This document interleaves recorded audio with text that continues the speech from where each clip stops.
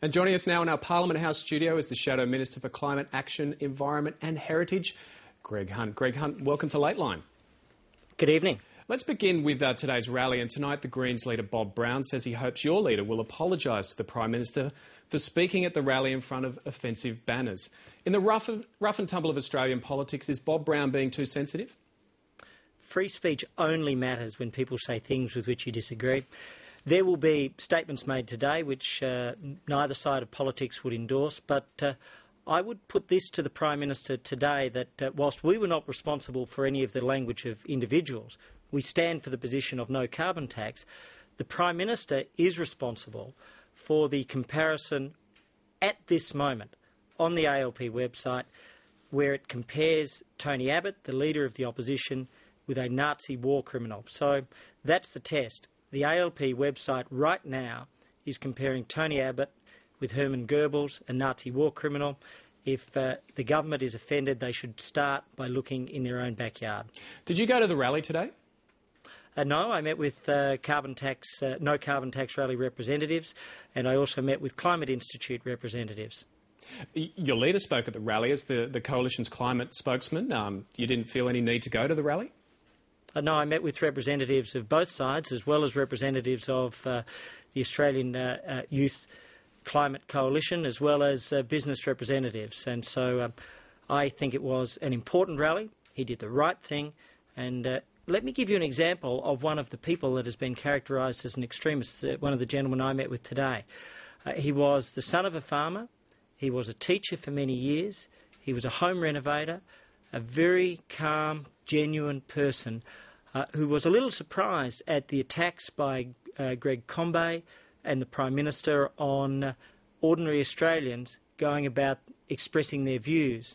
And that's what we're entitled to do in this country. And I hope that the Prime Minister will not attack ordinary Australians and try and take away their right to free speech. Greg Combay said in Parliament today that there were anti-Semitic groups there at the rally, and he criticised the opposition leader for attending.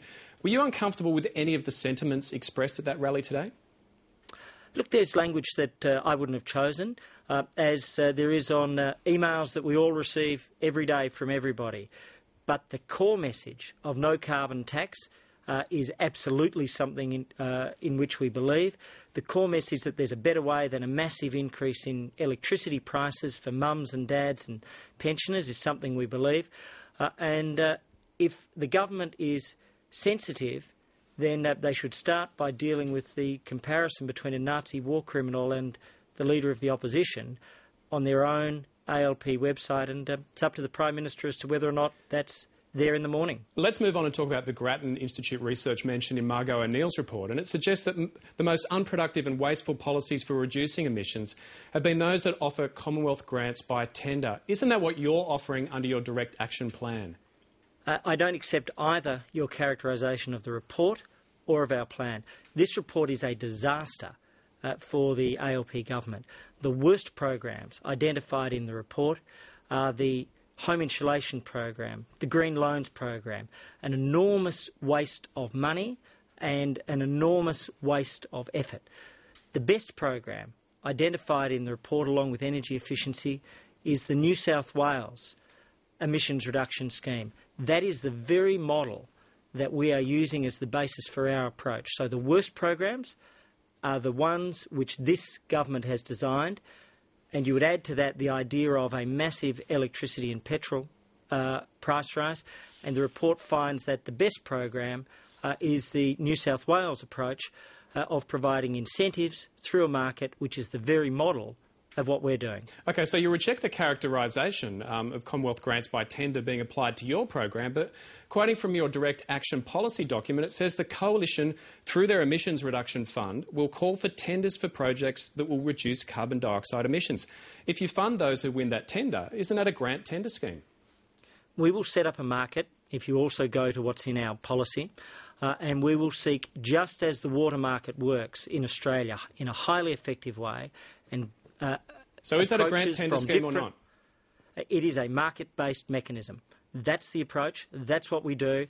And I have no doubt that it has worked with the water market, and the very model of the most effective system identified in the Grattan report is the New South Wales scheme, and that's what we've used as our basis. And that scheme that's why it's a much better approach. The New South Wales scheme is a carbon trading scheme, isn't it? Actually, again, that's incorrect. What the New South Wales scheme That's what they call it. They call themselves the world's first carbon trading scheme. It's actually a greenhouse gas abatement scheme. And the way it works, that is different from the government. And really, there are two great schemes on offer here, and it's a good question. The government's approach is to tax electricity and petrol, and for families that means $300 of electricity price rises and 6.5 cents per litre in petrol. Our approach, and the New South Wales scheme approach, is to provide incentives through a market of finding the lowest cost incentives to reduce emissions by doing real things, and let me give you examples, such as cleaning up your lawn power station, cleaning up coal mines, capturing carbon in soil or in trees, or through energy efficiency. So they're the two models, taxation versus incentives. You're describing the direct action plan as a market-based mechanism. I think some people might be surprised to hear that, including Malcolm Turnbull, because he consistently says he'd prefer a market-based mechanism to the Coalition's direct action plan. He seems to be making a strong distinction between your policy and a market-based mechanism. When we announced this policy, we made it clear it was a market-based mechanism. It is a market-based mechanism. It is modelled on, based on, the most effective system identified in the Grattan report, which is the New South Wales approach. And how did we know this? Because we worked with the very people who designed the most effective system identified in this report. And it's very simple to understand. The government will operate by trying to force people to reduce their usage of electricity. That won't work. The history of economics in Australia is that if you drive up electricity prices, it doesn't affect demand in any great way because it's an essential service. We'll provide incentives which can find the lowest cost way to reduce emissions, just as it's done in New South Wales. I want to move on and talk about your soil carbon plan because it's a major part of your direct action plan. In fact, 60% of the reductions in your plan are due to come from soil carbon. Now, the CSIRO wrote a report about this, and they concluded a general lack of research in this area is currently preventing a more quantitative assessment. Now, if the research is not there to back it up, how can you be so sure it will work? Well, we've actually worked with groups right around the country identifying soil carbon, and what we see is very simple, that it is real. The Prime Minister herself on the Q&A program last Monday night referred to soil carbon as one of the extraordinary opportunities facing this country, and she was right on that point. Now, in terms of the groups that we've worked with... What about that CSIRO report? Identified... What about that CSIRO report? It's saying that it has limited field data on soil carbon. Isn't it a major gamble if 60% of your emissions reductions are coming from something that the CSIRO says has very little research? I know that CSIRO report well, and with great respect, you are mischaracterising it badly. This is a report about the potential of soil carbon. There are field trials which have been successful right around this country. You go to the area near Dubbo. How large are those field trials? Well, the Dubbo area has been running field trials for over 20 years. They have detailed records over of how many the way hectares? in which soil carbon, it covers tens of thousands of hectares. And it is important not to misrepresent what's happening right now. The important message that we can capture in our soils a reduction in global CO2 by improving the soil carbons, by improving the carrying capacity. So irrespective of where you stand on the climate debate, you improve the soil productivity, you improve the water retention, and this is one of the great opportunities, and it's one of the reasons why I am fundamentally optimistic that with the right incentives we can reduce emissions, improve our water yield and improve our productivity. This is something that should be embraced on all sides, as we speak, the government is preparing its carbon farming initiative. We support that approach because it's about using soil carbons, it's about capturing carbon in trees and in mallee and in mulga and doing real things to reduce emissions. How much land across the country will be needed to be turned over to carbon soil to meet your emissions targets? I've seen the government's approach on this, and what we've been told is that it is possible to capture, if you increase soils by 0.5% per annum in a small percentage of Australian soils, you can capture 150 million tonnes per annum. Now, there are differing estimates. Over what kind of land mass are we talking about here? We are talking about a land mass, if you are achieving the 150 million tonnes of an area of roughly 100 square kilometres. Not tens of thousands, but 100 square kilometres of intensive agriculture would make an extraordinary achievement on many of the estimates. The government will trot out different estimates on different days. They were against soil carbon. Now the Prime Minister embraces it. Now they're introducing a carbon farming initiative. That is a small version of what we are proposing, and that's a good thing. We are winning that debate. Okay, this approach was rejected by the government, by the Prime Minister, and now it has been embraced by the Prime Minister, and they are bringing in a mechanism which will help deliver our approach. In your plan, you're offering farmers $8 to $10 a tonne in abatements for soil carbons. How much money per hectare are they going to get at that rate? Well, this will be determined on the basis of cost per tonne. And the reason why is because each farm is different. So the currency right around the world is about the cost of reducing emissions per tonne. And through soil carbons, if, as we expect, the market is likely to deliver an abatement cost of between $8 to $10, we can more than achieve our targets. It is worth comparing that with what the government is doing. The government is hoping to use the electricity and petrol tax mechanisms.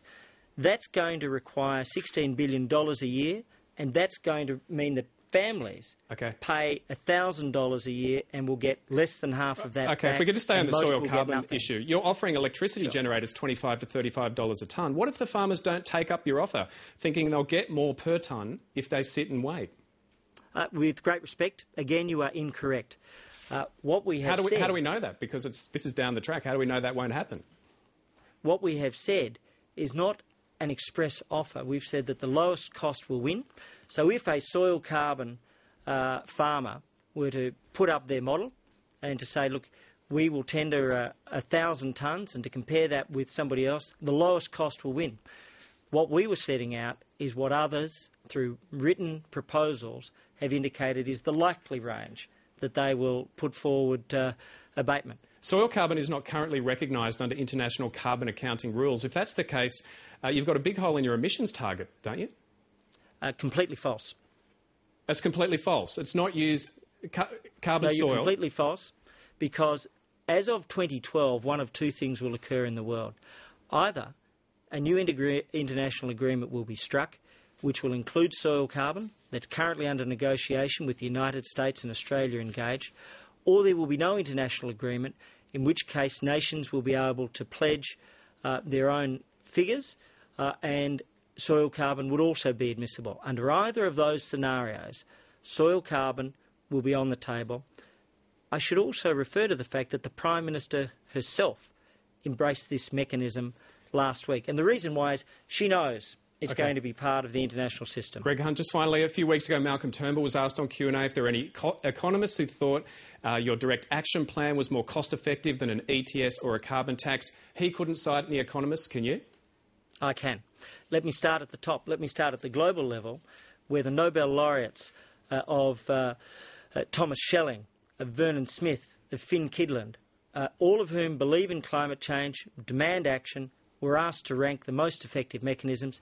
They put a carbon tax at the bottom of the 15 different approaches, because driving electricity prices But they didn't compare it to your policy. They wrote that paper in 2009. I've read that paper. They wrote it in 2009 before you released your direct action policy. And they put in their top two incentives for technology, incentives for direct action. Now, in terms of our Australian approach, let's start with the former Reserve Bank board member, Dick Warburton. Let's go on to John White. Let's go on to people such as Exigency Consulting. There are many people out there, and as I'm not sure that they've all compared it with your sector, direct action policy, though. Well, actually, all of those have referred to direct action, and all of those have made it clear that they are delighted to support that. So we begin with the laureates because right at the top, this is a choice between two different mechanisms: taxation and incentives. And taxation of goods where there is very high demand for people to use, such as electricity, is a very inefficient mechanism. Okay. Greg Hunt, the bottom line is it's going to hurt families, and there's a better way. Greg Hunt, we're out of time, but thanks very much for joining us on Late Line tonight. It's a pleasure.